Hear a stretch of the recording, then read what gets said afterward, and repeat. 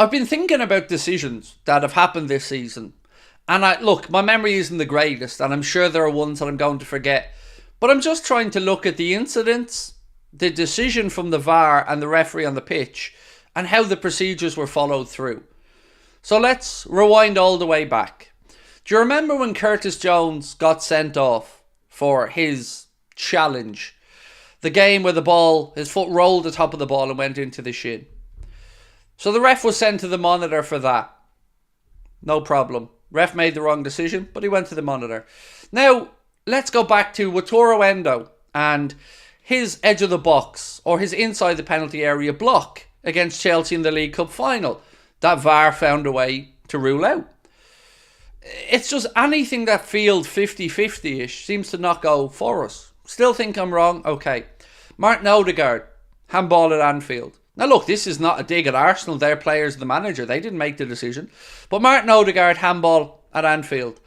Not even sending the referee to the monitor. Why didn't they send the ref to the monitor? You might ask yourself. The answer is most probably because they knew if they sent the ref to the monitor, it was going to be a penalty. Clear, handball, clear as day. Today, as I said, I have no problem with Manchester City's goal. I don't. I think that's the dark arts of football. I think let it go. Same way I think Endo should have been let go. But it does feel like if there's a 50-50 decision to be made in a big moment, in a game between Liverpool and another title contender. Because remember, when we played Spurs, they were at the top. People were talking about Spurs maybe winning the league. Remember all that? And we were shafted there. We were shafted at Anfield. We were shafted again today. My biggest gripe in all of this is that the referees want to rewrite the rules of the game inside the game. I've heard all this nonsense from Carragher and other so-called pundits to talk about the threshold being a little bit higher in the penalty area for a foul. Show me that in law. It doesn't exist. It's another one of these made up hypocrisies of football that we know is there but isn't written into the laws of the game. You can't make stuff up just to suit your agenda or narrative. That is a foul. It might not be the worst tackle you're ever going to see in your life, but the rules of the game are clear.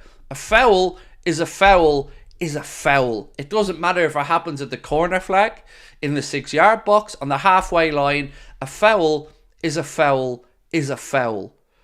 End of.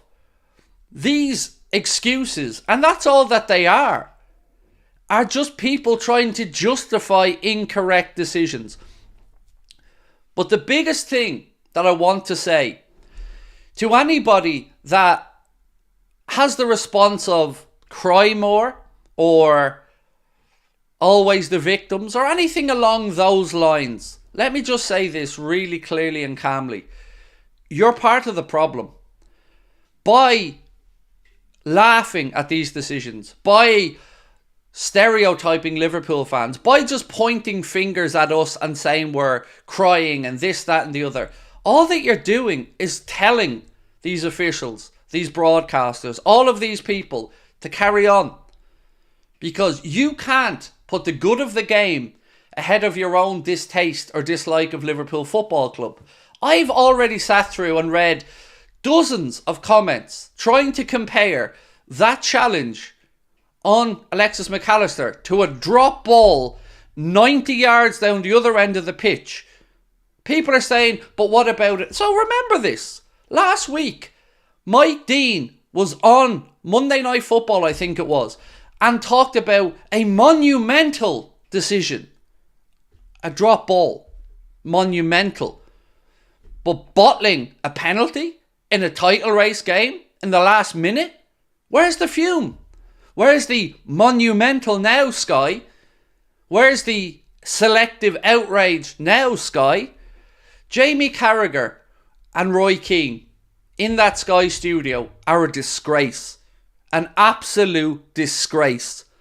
Jamie Carragher is trying so hard not to offend his paymasters that he's forgetting the rules of the game. It's a penalty. It's not even a debate. It's a penalty. I don't know how they can sit there, do the mental gymnastics that they do to try and justify it. We all respect what Carragher did for this football club. Everybody has respect for him. But as a pundit, you have no backbone. Nor does Keane. Nor does anybody else on that Sky platform. Selective outrage when it suits your narrative, but not a backbone to stand up to the PGMOL, to the cheating that's being done by Manchester City. None of it. It should be front page every day, all day. Manchester City charges. Premier League's at stake. English football is at stake. But you don't see it. Why? I truly want to know why. These are the pundits that we were told were experts in the game. Making up stuff. Making up thresholds for fouls that don't exist. Talking about the bar having to be a little higher for a penalty. All of this stuff is just opinion. It's gobbledygook. It's not written into the laws of the game. I don't know who Carragher's trying to win over. But it isn't Liverpool fans. Honestly, between Plettenberg and Sky Germany, between the narrative that they're trying to cast, I'm sick of them all. I have no respect left for Sky Sports. None. Kaveh Solokol I have respect for. Melissa Reddy, some individual journalists, yes. But all they are now is clickbait tripe, soundbite merchants. All the technology and tools at their disposal, and not one of them with a backbone or the moral convictions to stand up and say, that was a joke. Not one of them. And what the hell is Mike Dean doing on there? He's an idiot. He literally changes his mind by the second. How am I, with a straight face, supposed to take punditry from a man who admitted that he didn't send his mate to the monitor because he didn't want his mate to get in trouble? Didn't care about the laws of the game in that incident. Didn't care about Cucurella's hair getting pulled. Wanted to look after his mate. And that's the moral voice that we have to listen to.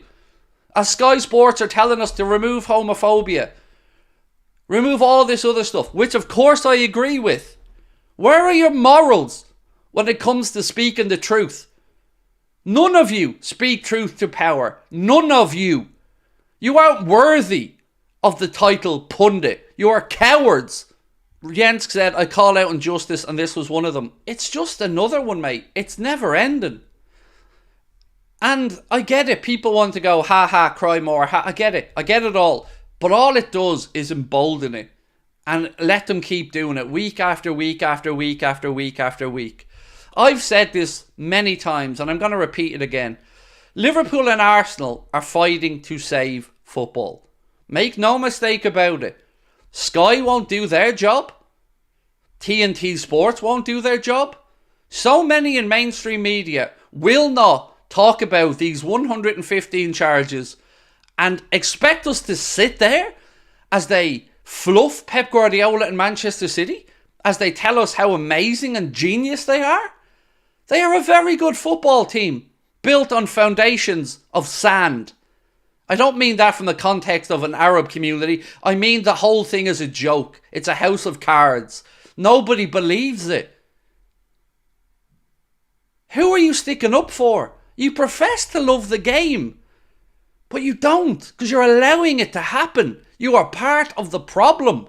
I've been somebody my whole life who paid my Sky bills, paid for Sky Sports, always tried to watch football in a legal and correct way. I have no respect left for them. None. They are pathetic. Truly. And I only talk about their pundits here because I still say, and I stand over this, Kaveh Solokol always has my respect. Stood up for Liverpool fans at the Champions League final in Paris, told the truth and helped, and I'll always remember that. Melissa Reddy, great journalist, nothing but respect. But the pundits, and I mean the pundits now, not the journalists, a disgrace. An absolute disgrace. We're going to hear from Gary Neville many times between now and the end of the season telling us about respecting referees. How? How can you respect that? We're seeing people's hopes and dreams. Coaches, players who grew up looking to get to the Premier League, win titles, do things at the highest level, having those moments removed from a cartel. Because that's what it feels like now.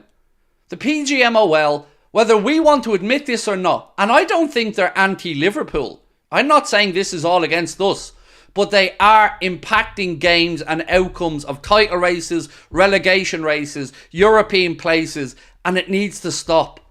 Football's losing its integrity week by week, day by day, and we are watching on as it's been crumbling around us, but people are getting rich, so it's okay.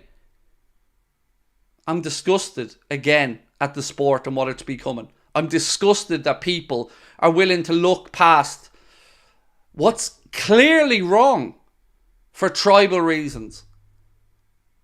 I know you think it's funny that it's us this week, but it will be you in the future. And unless we come together, unless we start demanding better, all they're going to do is keep twisting, keep changing, keep until we don't recognise it anymore.